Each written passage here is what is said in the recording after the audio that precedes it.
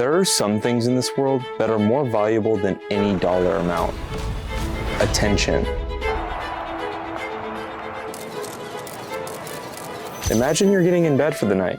You just took your melatonin and you decide you want to scroll on social media before heading to bed. You're scrolling and all of a sudden you see a clip of a live streamer with the logo on the screen. It reads steak. You think nothing much of it until 3 scrolls later you see the same logo on a sports clip this time. This is exactly what happened to me 2 years ago. Never heard of steak before, I don't gamble, I don't plan to gamble, but for some reason I keep on seeing the steak logo. Is this by coincidence? Or is someone behind the scenes twiddling their fingers while they're taking over the internet? Now, before I explain exactly what steak is doing, let's go back to January of 2013. In New York, a trio by the names of Don Hoffman, Russ Yusupov, and Colin Krul launched their own social media app, Vine. Vine wasn't anything like the world had seen before. 6-second looping videos was the only thing users could post. It was one of the first apps where social virality, not production quality, decided who went viral. Anyone with a phone could become famous overnight. It wasn't like YouTube where you can upload your hour-long docuseries. Short-form content took the world by storm. It was a perfect place to post fun and creative videos. This was the birth of short-form social media content and kickstarted many of today's biggest celebrities' journeys to fame. But when millions of people are seeing your face every day, brands start to notice. This is where money entered the picture and attention officially became a business. Companies started realizing these 6-second stars could sell more in a Vine than a 30-second TV commercial. One of the earliest examples was Megan Signoli's Fix in 6 campaign for Lowe's, 6-second DIY tips that proved even home improvements could go viral. King Bach was one of Vine's earliest adopters of a new idea called influencer marketing. Influencer marketing was a strategy that brands used. Brands paid influencers an upfront cost to market their product or service. In King Bach's story, Jimmy John saw him as a way to market to millions. So they decided to pay him what sources are saying over $300,000 for him to post content wearing Jimmy John's shirt that had the logo on it. Another big influencer by the name of Logan Paul, during his Vine to YouTube transition, was paid, according to CBS, almost $200,000 to promote Dunkin' Donuts. It wasn't confirmed if that specific campaign was on Vine, but it shows how early creators were already commanding 6-figure deals. This was the beginning of influencer marketing. Influencer marketing today is quite similar, but has some differences. We will get into that later. Vine would eventually meet its inevitable end in January of 2017. The biggest reason being the app's lack of monetization. The biggest creators on Vine would eventually move on to competitor apps like Facebook and YouTube, where they could monetize their videos and actually earn revenue from their content. But little did anyone know that 2 years later, a new giant would enter the conversation of short-form content. On August 2nd, 2018, Musical.ly would merge into the app called TikTok. Musical.ly was a music-based platform where users can post content of themselves lip-syncing to music. Think 2015 energy, but with radio hits and dance routines. At its peak, the platform had over 100 million monthly active users. When the merge happened, TikTok broadened the scope to include a wider variety of content such as comedy, educational, memes, gaming, really anything. TikTok had an in-depth algorithm for personalized content discovery that would be called the For You page. This page would be the homepage that users would scroll on, and with the advanced algorithm, it would feed you content based on videos you engage with the most. It was advanced, and nothing like anyone had seen before. There was Vine, but Vine had 6-second video length because of the technology limitations at the time. Now you could post longer videos, 15, 30, and eventually 60-second videos. This gave creators more freedom to create content that they wanted without the time frame limits. The result? An extremely dopamine-boosting application that glued users to the screen. By 2019, TikTok had already surpassed 1 billion downloads globally and 500 million active users. Celebrities were joining, brands were lurking, and a new wave of influencers were rising out of nowhere. Almost exactly 2 years later, Instagram would release their own short-form feature. It was called Instagram Reels. Instagram Reels was just like TikTok. However, it had different style, audience demographics, and content discovery algorithms. Brands took advantage of TikTok and Instagram like no other to market their brand's product to millions of users worldwide. And the term influencer marketing would continue to rise. The hashtag TikTok made me buy it crossed 70 billion views by 2023. Proof that short-form content could directly drive product sales. As Instagram Reels and TikTok exploded, brands realized something. They didn't need $1 million production budget. They just needed the best moments shown in a 15-second short that went viral. But the issue was that it is hard to make a product get millions of views. The solution? Throw a celebrity that already is getting millions of views and have them advertise your product. Now, this is not something new. Celebrities have been used in marketing before, but it was now being brought to short-form content at scale. But the market was shifting. You didn't need a celebrity anymore to market your product. It was called UGC, user-generated content. Instead of paying a single celebrity, brands started hiring hundreds of smaller creators to make organic-style videos about their product or talking about their service. It looked authentic because everyone knows that a huge celebrity wouldn't randomly start advertising a product unless they are being paid. All of this content would be posted to TikTok and Instagram Reels. The UGC creators would usually be paid an upfront flat rate, $100 to $500, or even in the thousands per video. It depended on the size of the creator's audience. After they had the creators create the content, the brand would run ads on Facebook, which would cost anywhere from $5 to $15 per 1K views. Facebook ads were a game changer for its time. It allowed you to pick specific target audiences to market your brand to. The system had a back end where you can see the return on investment, meaning you could put $100 in and get out $1,000. This marketing changed the game for social media. Influencer marketing by 2023 had started to become expensive. Creators would charge 5 times what brands would be willing to pay, and brands started to notice that the deliverables were low. A brand could pay an influencer $20,000 to promote a product, but then the creator's video would flop and only get 100k views when the creator averages 3 million per post. And even Facebook ads started to get expensive with CPMs that range from $10 to $50. This was the beginning of brands veering away from influencer marketing. Facebook ads still worked, but it was expensive and risky. Brands would much rather pay UGC creators based on the views that they generated. So, one brand mastered what every brand needed at this time, a strategy so unique that nobody understood how they were doing it other than themselves. Let's back up once more. It's 2017. 2 entrepreneurs, Ed Craven from Australia and Bijan Tehrani from the United States. The 2 young entrepreneurs quietly launched an online casino that would soon change internet advertising forever. Stake.com was born. Stake wasn't your typical casino. It wasn't plopped in the biggest entertainment city in the world, Vegas. Stake ran entirely online using cryptocurrency.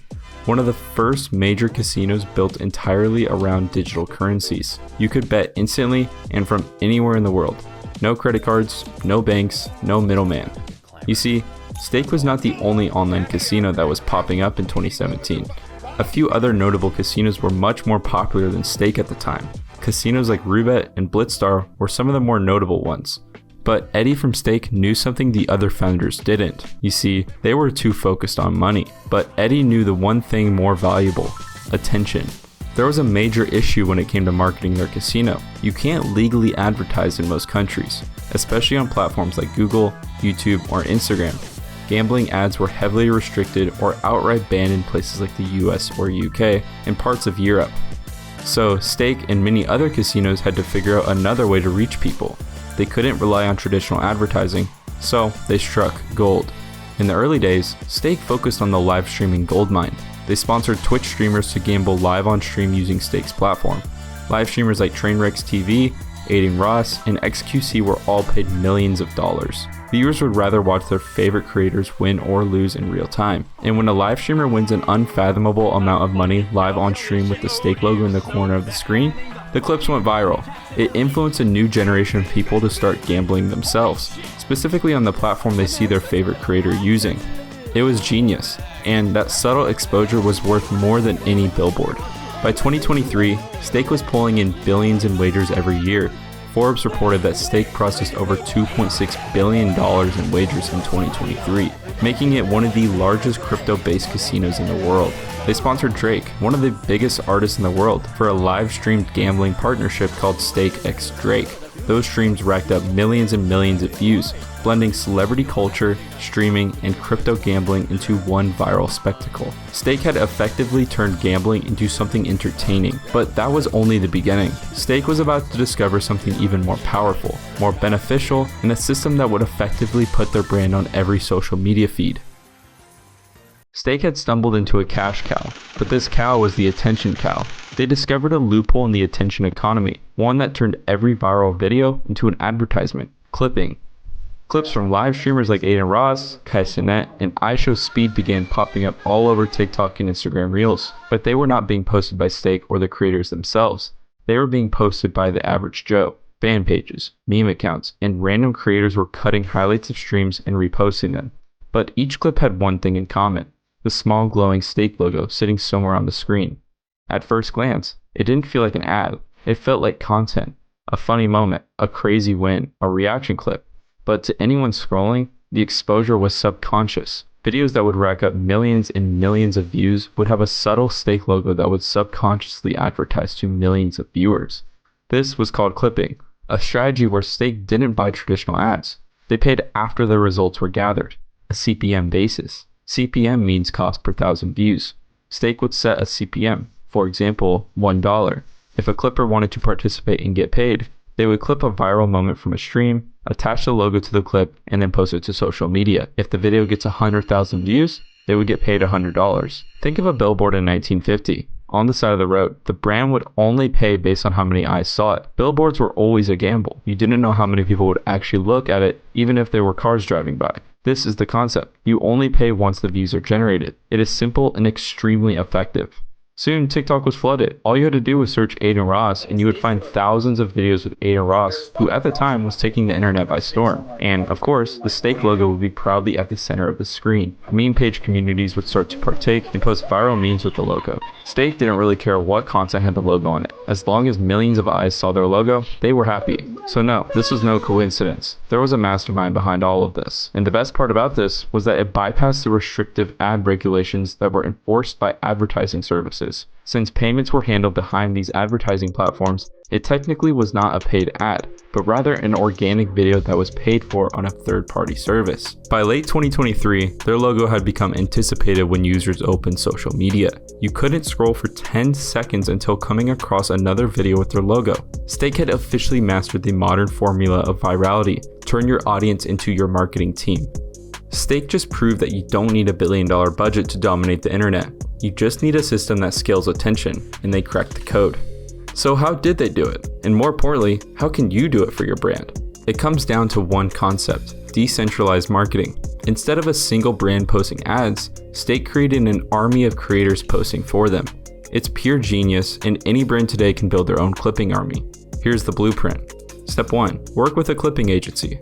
Now, Steak didn't do this solo. They worked with a team that knew the ins and outs of short-form social media.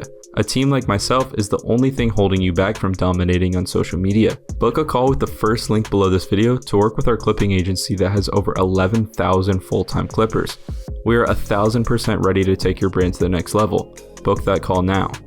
Step 2. Launch a campaign. Once the onboarding has been completed and our teams helped you figure out your strategy and costs, we will begin to launch the campaign to our network where clippers are instantly starting to post content. Give creators freedom to cut up raw content your brand provides, whether it's the founder of your business talking on a podcast or an online casino logo on viral clips of Kai Cenat. Step 3. Track, iterate, repeat. After the campaign has been launched, keep track of analytics. What's working, what's not working, what we can improve, and then repeat. Clipping isn't a one and done deal, it's a long-term play.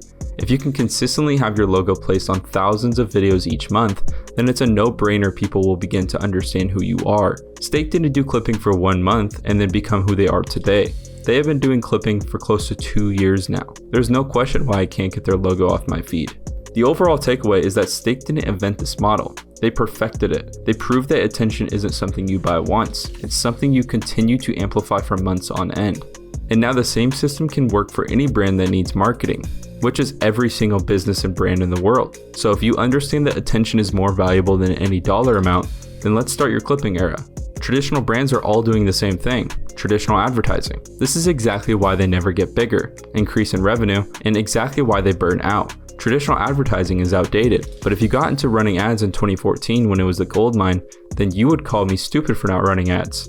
What I'm trying to say is that the new 2014 gold mine is here. It's clipping, and nobody is dominating other than Steak. Every brand is running ads, so why are you doing the same thing every other brand is doing when you can spread your wings and do what $1 billion empires are doing? There's always new forms of marketing, and companies need to adapt. In the early 19th century, billboards emerged. 150 years later, the first television commercial appeared. 50 years later, in the 2000s, social media took the world by storm, and it is ever more evolving. Every scroll you make, every clip you watch, every laugh you share, it's all part of a system designed to sell you something. From billboards in the 1860s to TV in the 1950s to Facebook ads in 2014, every generation finds its gold rush. Clipping is just the newest mine, and right now, it's still wide open. The line between an ad and an organic video didn't disappear. It's more prominent than ever. Today, the same format that fuels your entertainment fuels marketing. The same creators you trust are part of campaigns you'll never notice. Traditional ads are outdated and feel too much like an ad. Clipping makes advertisements unrecognizable and does not feel like an ad ever. Because in the new era of social media, every post is an advertisement and every view is a transaction. The feed used to be where we discovered content. Now it's a marketplace for brands to impede their brand to millions and millions of eyeballs.